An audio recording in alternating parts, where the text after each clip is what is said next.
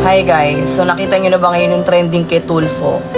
Yung pinatulfo niya yung sarili niyang tatay dahil hindi daw kasya yung 500 a day na allowance.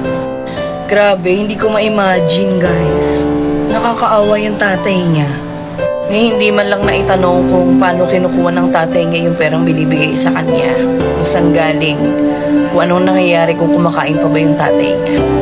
Huwag sanang magagalit sa akin, no? Pero grabe talaga nowadays yung mga kabataan. Grabe yung generation ngayon. Sa lahat ng aspeto. Sobrang worst. Na parang pag naghingi kayo sa mga magulang nyo, parang nagtatailang ng pera na parang pag may hiningi kayo, kailangan ibibigay agad nila. Hindi nyo man lang naitanong kung paano ba nila nakuha yung pera na ibibigay nila sa inyo. Kung ilang tulog o ilang pahinga yung hindi nila nakuha para lang maibigay yung gusto nyo.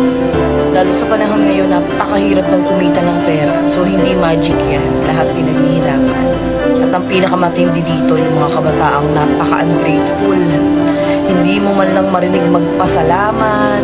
Galit pa sa'yo kapag kulang. What? Lagi nyo sanang tatandaan sa mga kabataan. Magiging magulang din kayo.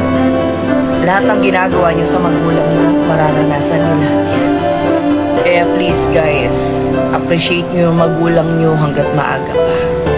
Kasi maigsi lang ang buhay. Walang ibang kayang gumawa niyan sa inyo kundi magulang nyo lang. Kaya instead na magreklamo, magpasalamat ka na lang.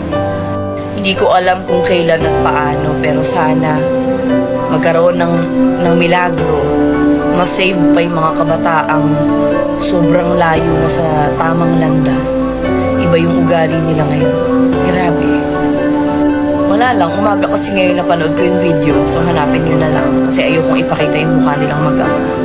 Talaga nagsisinkin sa akin ngayon nowadays yung panahon na grabe, sobrang worse. Gumagrabe na yung init pero mas gumagrabe yung attitude ng mga kabataan ngayon. Literal.